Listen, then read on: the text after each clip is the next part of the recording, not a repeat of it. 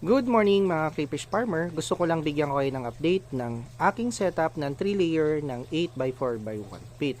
So ngayong araw nag-test run ako at naglagay na ako ng mga crayfish. So ito yun.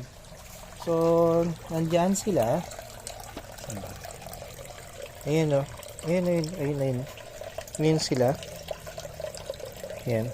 So ang mga crayfish ko is mga sanina sa water namin. So, hindi ko na siya inacclimate, diniretso ko na siya.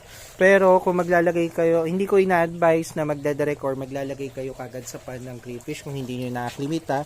Ito kasi is ginawa ko na to is for testing kung okay yung quality ng water ko. So far, 2 hours, okay naman. Hindi naman sila galaw-gaw. Ay, katulad nito, andyan lang siya sa taas.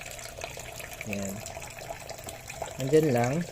So far, wala naman pong umaakyat or talagang stable naman yung water natin.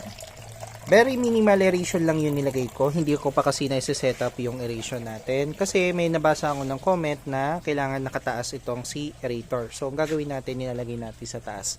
Diyan, hindi na magkakaroon pa rin siya ng tank. So, pero pwede ko naman gawing ilagay dyan kasi ang original plan ko is nasa baba siya pero ilalagay ko siya ng check valve para hindi po mag-bounce back yung water. Pero mas maganda, mas okay, dapat ilagay natin sa taas. So, salamat po pala sa nag-comment na yun at binigyan nyo kami ng idea. Ayan yung mga crayfish namin. Ayan. So, ang bala ko dito sa per second layer is yung mga 4 inches or 3 inches natin na male. Ganun din yung sa baba is yung female. Kailangan isa-separate natin yung babae at yung lalaki. Para pag nag-meet yung babae at yung lalaki, mabilis na sila mag-meet. At iwasan din ang competition kasi nakaseparate yung babae yung lalaki.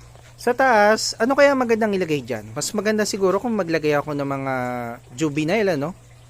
Palagay nyo. Okay kaya yung setup ko na ilalagay ko yung juvenile.